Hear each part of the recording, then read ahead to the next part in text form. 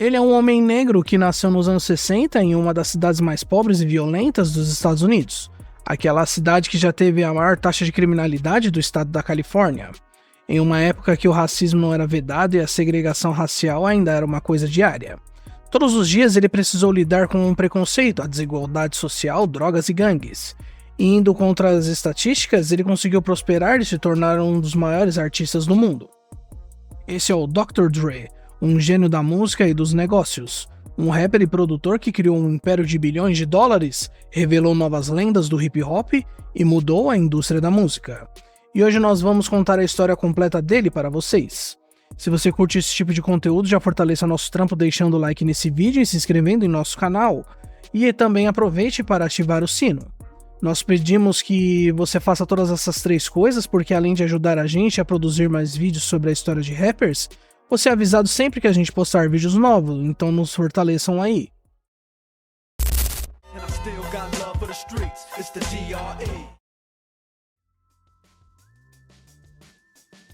Dr. Dre na vida real se chama Andre Romeo Young e ele nasceu em 18 de fevereiro de 1965 em Compton, na Califórnia. Tem gente que conheceu o Dre que fala que o rapper mentiu sobre ele ser de Compton e que na real ele vem de Carson, Watts ou até mesmo de South Central, que são quebradas de Los Angeles. De qualquer forma, seu local de origem vem da periferia californiana. Dr. Dre foi criado pela mãe e pelos avós, porque sua mãe e seu pai se separaram ainda quando ele era bebê. Pelo que parece, seu pai era um homem violento e abusivo, já que a mãe dele abriu um boletim de violência doméstica contra ele. Dre nunca foi próximo do pai. O pai dele deu uma entrevista em 2021 ao Page Six dizendo que o Dre nunca se importou com ele, e isso só piorou depois da fama. O interesse do Dre pela música vem de berço, pois seus pais eram músicos, sua mãe tinha uma banda e seu pai também. Seu nome do meio, Romeo, veio de uma das bandas de R&B que seu pai teve. A mãe do Dre se casou várias vezes com outros homens quando o Dre ainda era pequeno, e isso fez ele se mudar com frequência e também ganhar 2 novos irmãos, além de uma irmã e vários meios-irmãos que incluía o rapper e produtor Warren G. O Dre perdeu um dos seus meios-irmãos, Jerome, quando tinha 1 ano de idade. Dre ganhou de sua mãe um mixer de música no Natal no começo dos anos 80 e transformou sua casa em um estúdio. Em pouco tempo ele acabou virando o DJ das festas de família. O Dre disse em um documentário que apesar de ter crescido rodeado de gangue, sua mãe uma vez disse para ele que pessoas de gangue geralmente são covardes ou pessoas que não conseguem serem donas de si própria. E este conselho foi um dos motivos dele ter escolhido nunca se envolver com gangues. Depois de terminar o ensino médio, sua mãe queria que ele cursasse faculdade ou trabalhasse em um trabalho comum, mas o interesse dele sempre foi na música. Em um discurso no Black Music Collective, Dr. Dre falou que quando ouviu uma música de 1981 do Grandmaster Flash, em que ele faz scratching e mixagem de discos de vários grupos usando 3 toca-discos, a sua vida mudou e a sua paixão no hip hop começou. O nascimento do hip hop mudou completamente o curso da minha vida, ouvi mixagem e scratching e nunca mais me cansei daquele som. Assim que coloquei as mãos nos toca-discos, soube que encontrei minhas asas e estava determinado a aprender a voar.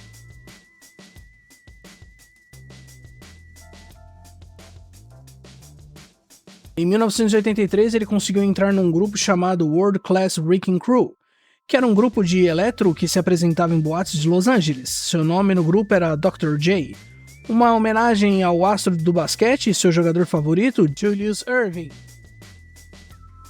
Foi no World Class Wrecking Crew que Dre conheceu Anthony Carabbi, o DJ Yella. Embora tendo conseguido um trabalho na música que tanto queria no World Class Wrecking Crew, o Dre não podia fazer o tipo de música que queria fazer, o rap. Um tempo depois do grupo ter tido sucesso, esse virou um dos motivos para o Dre sair do grupo. Dre disse que conhecia o Eazy desde pequeno por serem vizinhos, mas eles se aproximaram pelo interesse em trabalhar com a música. Eazy conhecia o trabalho do Dre no World Class e Dre convenceu o Eazy a investir nele, abrindo sua própria gravadora, a Ruthless Records. Dre nunca questionou de onde vinha o dinheiro do Eazy para lançar a gravadora, porque na época o que importava para ele mesmo era realizar o seu sonho. Rumor has it he sold dope. There was no time that I questioned where the money was coming from. All I cared about was getting in there, getting that studio time, and getting some records done. Com o Dre sendo o produtor e o Eazy sendo o empresário, os dois precisavam de um rapper. Foi então que o Dre convidou o DJ Ella e um aspirante a rapper para trabalhar com eles, chamado de Ice Cube. O Eazy, por outro lado, trouxe seu amigo de infância, o MC Ren, para o grupo. O Cube disse que eles se conheciam porque ele era um amigo de um primo do Dre. Cube escreveu o primeiro som da Ruthless Records, Boys in the Hood, que foi apresentado pelo Eazy-E, que no começo nem queria ser rapper, mas Dre insistiu muito para ele rimar naquele som, por ser o que tinha mais vivência de rua entre os caras. Uma curiosidade é que esse som tinha sido rejeitado pelo grupo Rum Boys Only, que o Eazy estava investindo. Quando Boys in the Hood foi lançado, ele abriu as portas para a carreira do grupo NWA, da gravadora do Eazy e de todos os seus membros, e o resto é história.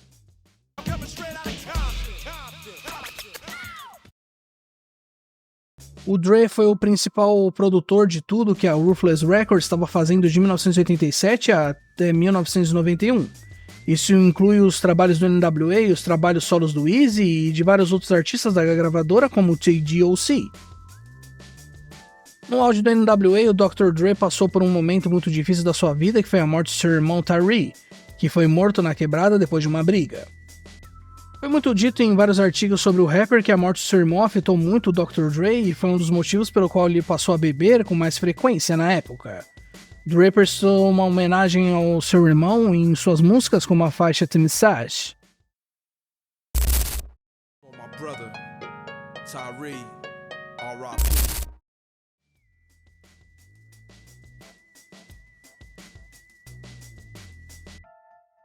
Como todo mundo sabe, em 1989 o Ice Cube saiu do NWA por descobrir que estava sendo roubado pelo Eazy e pelo Jerry Weller, que gerenciava o grupo e era sócio do Eazy. Dre se via na mesma situação do Cube em 1991. Conversando com o TDOC sobre isso, ele resolveu sair da gravadora do Eazy com o ex-guarda-costas Marion Knight, o Shug. A saída do Dre da Ruthless não foi fácil porque, por ele ser o principal produtor dos artistas da gravadora, ele era uma parte essencial dela. Supostamente foi preciso muita ameaça por parte do Shug e seus afiliados de gangue contra o Eazy e sua família para o Dre conseguir sair da gravadora. Quando ele saiu legalmente, precisou pagar uma taxa ao Eazy e sua gravadora, sendo de 10% da receita que ele fizesse em produção e 15% do lucro de disco solo que lançasse por alguns anos. Além disso, a saída do Dre acabou com a amizade dele com o Eazy, rolando até troca de dias entre eles. Nós já fizemos um vídeo sobre essa treta, se alguém quiser conferir o link está na descrição. Os meios para Dre, Shug e TDOC lançarem a gravadora Death Row foi também de certa forma controverso. Eles conseguiram ser patrocinados por um traficante chamado Michael Harry O'Harris. Teve também um investimento de outra gravadora, a Interscope. A Interscope conhecia os trabalhos do Dre no NWA e como eles também tinham visto que o Ice Cube estava se saindo bem na sua carreira solo, eles tinham interesse real no Dre. Por isso colocaram a Death Row debaixo da asa deles. Em 1992, geral estava esperando o primeiro álbum do principal produtor do NWA, e o Dre passou meses fazendo o seu álbum The Chronic. E no processo de criação ele trouxe seu irmão Warren G, e conheceu artistas únicos em Los Angeles que ajudaram ele a criar um álbum que se tornou uma obra-prima. Dentre seus maiores colaboradores estava o Snoop Dogg. Dre fechou demais com o Snoop Dogg no primeiro single que ele lançou na carreira solo, a faixa título do filme Deep Cover. Ele mostrou o Snoop Dogg para o mundo. Dre lançou The Chronic em dezembro de 92 e esse álbum foi gigante. Foi um álbum que teve um sucesso comercial que não tinha sido visto no rap antes e apresentou uma nova forma de fazer rap, seja em tipo de produção musical quanto em conteúdo lírico. Até hoje esse álbum é um dos maiores da história da música e muito influente. Quem quiser mais saber sobre o álbum, a gente já fez um vídeo sobre ele também, o link vai estar na descrição desse vídeo. O álbum do Dre apresentou uma série de artistas que foram muito marcantes nos anos 90. Além do Snoop Dogg e o Warren G, teve o Kurupt, Dez, RBX, The Lady of Rage, Nate Dogg e Jewel.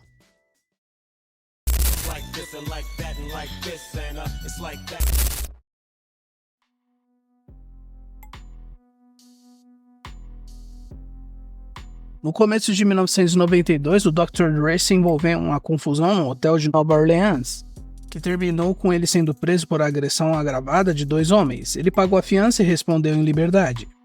No ano seguinte, ele teve que pagar 10 mil por ter se envolvido numa briga e quebrado a mandíbula de um vizinho. Ele ficou 90 dias preso e 3 anos na condicional. Em 1994, Dre foi preso por dirigir em alta velocidade pelas ruas de Beverly Hills, em uma Ferrari Testarossa branca de 1987.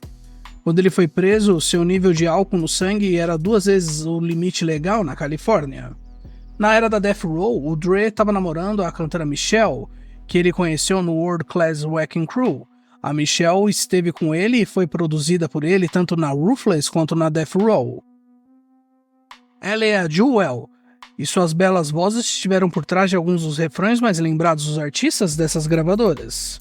Mas o relacionamento do Dre com a Michelle é uma das partes mais sombrias da sua história. Eles tiveram um filho em 91 e depois que o filho nasceu, o relacionamento deles ficou conturbado. A Michelle disse em várias entrevistas, em um documentário chamado Surviving Compton, que além de ser infiel, Dre estava bebendo muito e ficando cada vez mais violento com ela, tendo agredido ela fisicamente e verbalmente várias vezes, chegando até quebrar seu nariz e fazendo com que ela passasse por cirurgia para arrumar. O relacionamento deles deixou marcas profundas na Michelle. Nessa época, ela estava bebendo muito e se viciando em remédios controlados. Segundo ela mesma, o Dre não tinha mais um pingo de consideração por ela e estava tão desesperada, pediu a ajuda do sócio do Dre, o Suge Knight, para sair dessa situação. A Michelle deixou o Dre depois que descobriu que ele estava noivo de uma outra mulher, Nicole Tritt, em 1996. E ela começou um relacionamento com o Suge Knight. O histórico abusivo do Dre com mulheres não começou e terminou só com a Michelle. Ainda na era do NWA, em 1991, ele foi acusado de ter agredido a jornalista Dee Barnes, integrante do grupo Body Soul, em uma festa. A ex-colega de gravadora, Terry B., alegou que o Dre agrediu uma festa pós-Grammy em 1990, porque ela não quis colaborar com ele no seu primeiro álbum. Para quem não conhecia, ela é uma rapper que esteve na Ruthless Records do Eazy. Dre não negou as acusações e resolveu o processo da Dee Barnes em um acordo. 24 anos depois, ele pediu desculpas a todas as mulheres que feriu, não citando o nome de nenhuma, dizendo: "Peço desculpas às mulheres que magoei. Lamento profundamente o que fiz e sei que isso impactou para sempre todas as nossas vidas."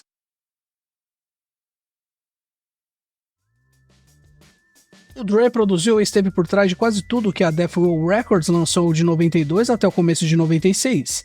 Ele foi o produtor do álbum de estreia do Snoop Dogg, que virou um clássico, e também do primeiro álbum da dupla Dogg Pound, que virou outro clássico. Na época do lançamento do álbum de estreia do Dogg Pound, em outubro de 95, o Dre estava focado em fazer seu segundo disco. Só que seus planos foram mudados quando um novo rapper entrou para a gravadora, Tupac Shakur. Tupac, que teve a fiança paga pela Death Row e Interscope para sair da cadeia, virou a prioridade da gravadora. Suge queria que o primeiro álbum do Pac na Death Row saísse o quanto antes, então todos os esforços da gravadora estavam voltados ao álbum do Tupac para 1996. Isso fez com que Dre tivesse que pausar a criação do seu segundo disco e dar músicas que eram suas para o Tupac, como o hit California Love. Um pouco antes de Tupac se juntar a Death Row em agosto de 95, durante o South Wars, começou uma disputa entre as cenas do rap da costa leste e costa oeste dos Estados Unidos. A costa leste era representada principalmente pelo Diddy, Big e a Bad Boy, enquanto o oeste era o Suge e a Death Row. Todo mundo sabe como essa disputa se escalou e virou um negócio sério e perigoso, ainda mais quando o Tupac saiu da cadeia. Mas o Dre conseguiu se manter fora da briga. Enquanto seus colegas Snoop Dogg e Dogg Pound compraram a treta e fizeram um clipe pisando nos prédios de Nova York, o Dre ficou na dele. Dre soube que engenheiros de som estavam apanhando e havia boatos de que Tupac e Suge estavam torturando os rivais no estúdio. A Death Row começou a ter mais ligação com a violência e o crime nessa época, e isso passava dos limites para o Dr. Dre. Dre queria sair da gravadora, mas como na Ruthless, isso não seria fácil. Em março de 1996, ele oficializou sua saída da Death Row e havia boatos de que o Suge não deixou ele sair com um centavo, mas o Dre disse em uma entrevista que não saiu de lá falido, porém com menos do que tinha de direito. I didn't leave broke, you know what I'm saying? I did leave with money. I didn't leave with what I was supposed to, but I left with something that was a lot more valuable, peace of mind. No documentário Death Row Chronicles, é falado que o Dre saiu levando suas masters, que para quem não sabe é a versão original de um som ou um álbum, de onde são feitas as cópias para a venda. Isso seria uma coisa que o Shug não queria deixar o Dre sair levando de jeito nenhum, e dizem que o Shug teria ido até a casa do Dre e ameaçado ele para devolver as masters, mas segundo o próprio Shug isso nunca aconteceu. Dre pediu ajuda da Interscope para sair da Death Row e eles ajudaram pagando cerca de 3 milhões para tirarem o Dre de lá. A saída do Dre da Death Row começou uma treta entre ele e o rapper Tupac, assim como inflamou a treta dele com o Shug. Uma galera achava que o Dre não ia conseguir se manter sem a Death Row.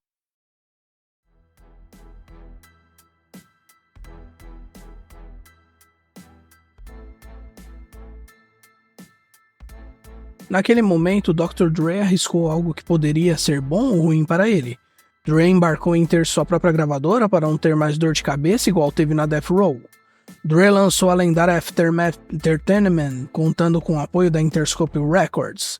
Foi nesse período que ele criou laços de amizade com Jimmy Iovine, dono da Interscope, que resolveu abraçar a ideia do Dre. Dr. Dre Presents The Aftermath foi o primeiro lançamento da gravadora. A compilação com artistas que estavam entre os primeiros contratados da gravadora foi lançada em novembro daquele ano de 96. O projeto não teve um sucesso no nível que ele recebia na Death Row. Um ano depois, em 21 de outubro de 97, a Aftermath lançou o único projeto colaborativo com o grupo The Firm, composto por Nas, Foxy Brown, AZ e Natural.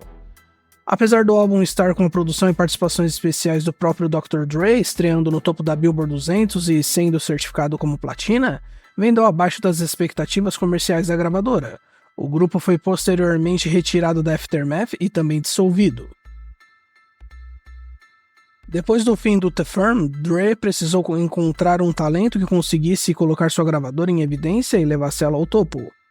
Após recomendação do Jimmy Iovine, Dre resolveu dar uma chance a um jovem necessitado de Detroit, que precisava de apenas uma chance para ter uma carreira. Esse jovem se chamava Eminem.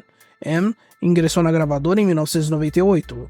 No ano seguinte, ele lançou a bomba The Slim Shady LP, o que ajudou o Dr. Dre em tudo o que ele precisava. Um ano após a bomba do Eminem, Dre quis dar aos seus fãs finalmente um novo álbum depois de 7 anos sem nenhum lançamento de sua autoria. Dre veio e lançou a bomba 2001. Seu segundo álbum foi um estouro gigante na virada do século, acumulando muitos hits que até hoje são ouvidos e com certeza são atemporais. Outra coisa que ele foi assertivo com o álbum foi a sua turnê arrasando a América e fazendo dela um DVD, que é com certeza um dos mais assistidos da história do rap. Como se não bastasse essas bombas lançadas, Dre trouxe uma revelação que abalaria geral: 50 Cent. Em conluio com Eminem, Dre assinou com um rapper de Nova York e nos deu uma amostra do gangsta rap ainda estar vivo. 50 Cent chegou quebrando tudo com a produção do Dre e lhe rendeu um dos álbuns mais clássicos e aclamados da história, Get Rich or Die Trying. Ele também esteve por trás de outros clássicos do rappers como o The Massacre. Parece que Dre manter a amizade com Eminem e 50 Cent foi o que ele precisava para se tornar uma lenda ainda maior. A amizade se fortificou e até hoje vemos eles trampando juntos. Só que o que parece ser bom e render resultados pode dar problemas em algum momento. Depois de conseguir sucessos com Eminem e 50 Cent, Dre precisava de uma cara nova para sua gravadora. Foi aí que ele quis arriscar em The Game. Dre com o novato rapper fizeram o trabalho mais vendido e lembrado dele, The Documentary. Porém, já no percurso desse tempo, desentendimentos entre ele e Game começaram a acontecer, o que já estava ruim poderia ainda piorar. Game foi apadrinhado por 50 Cent, chegou até fazer parte do seu grupo de Unity, mas acabou tendo uma das maiores brigas que até hoje nunca foi resolvida de fato com o 50 Cent. Dre se viu no meio disso tudo e tomou a decisão de rescindir o contrato com o The Game, o demitindo da sua gravadora. Outra dor de cabeça que o Dr. Dre teve foi com Rakim, o lendário e pioneiro das rimas do hip hop. Teve um entreveiro com o Dre por conta das produções do seu novo disco que estava sendo produzido pela Aftermath. Antes mesmo de lançar esse disco, Dre preferiu rescindir com Rakim, e aí o sonho dessa dupla lendária colaborar acabou. Para suprir essa demissão, Dre contratou o Busta Rhymes, que até lhe rendeu boas vendas, mas também virou uma outra dor de cabeça porque em 2008, após um conflito interno com Jimmy Iovine sobre o atraso do seu planejado 8º álbum de estúdio, Blessed, Busta Rhymes foi liberado da Interscope, fazendo com que ele perdesse seu contrato com a Aftermath.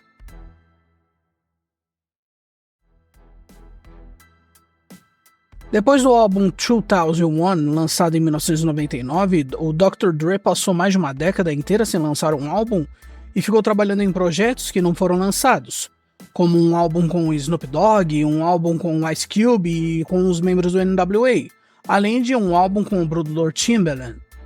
Ele passou anos trabalhando num terceiro álbum dele que tinha o nome de Detox e seria lançado em 2005 ou 2010, mas até hoje o álbum não viu a luz do dia. Em 2008, Dre passou por um momento difícil da sua vida, que foi a morte de seu filho Andre Young Jr. Aos 20 anos, ele morreu de overdose. A morte de um filho é uma das situações mais difíceis de um ser humano conseguir se recuperar. Muitas pessoas realmente não conseguem seguir em frente.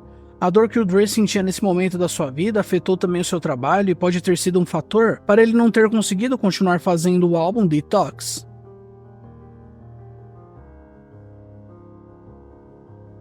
Em 2011, ele e o Eminem lançaram uma das músicas mais pessoais dos dois, I Need a Doctor. A música fala muito da amizade deles, mas quando a gente presta atenção, vemos que o Em está ali para dar uma força para o Dre conseguir seguir em frente depois da morte do filho e do bloqueio criativo que isso causou.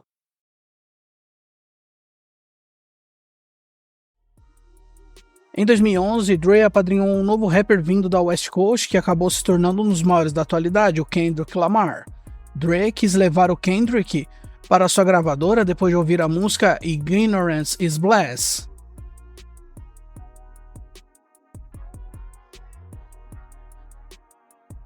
Como vocês puderam ver, o Dre não é só um rapper e produtor que fez músicas que fizeram sucesso na sua época. Ele lançou sua própria gravadora e investiu em artistas que também bombaram nas décadas seguintes. Então, sabendo em quem investir, fez ele ser um dos rappers mais ricos do mundo. Apesar de ter sido esculachado por ele no passado, Dre ressuscitou o rapper Tupac em 2012, através de um holograma realista no Coachella. O gasto para fazer esse holograma teria sido de 100 a 400 mil dólares. Em 2014 foi quando o Dr. Dre se tornou o primeiro bilionário do rap, porque a Apple comprou sua marca de fones por 3 bilhões de dólares, sendo uma das maiores negociações da indústria até hoje. Em 2015, Dre trabalhou junto com Cube no filme biográfico do seu grupo NWA.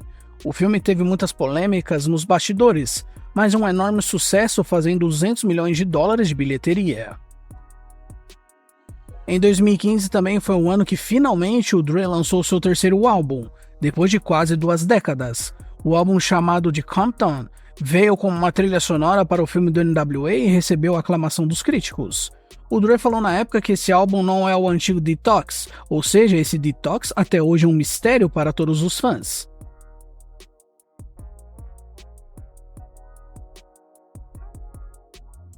Em 2020, Dre e sua esposa Nicole Treat se divorciaram depois de 24 anos juntos. Com o fim do casamento, Dre precisou pagar um total de 100 milhões de dólares pelo acordo pré-nupcial que eles fizeram.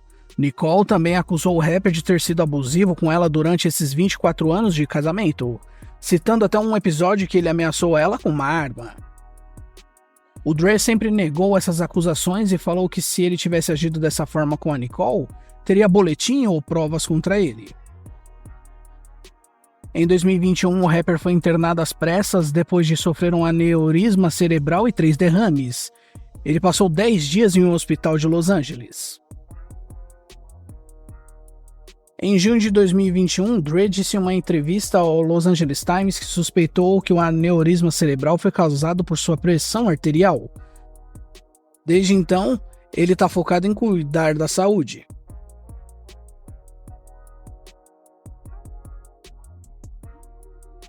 Em dezembro de 2021, Dre foi incluído no modo online do jogo GTA. Além de virar um personagem, ele trouxe para o jogo faixas inéditas suas. Em 2022, Dre realizou um show lendário no intervalo do Super Bowl, que é um dos maiores eventos da TV americana.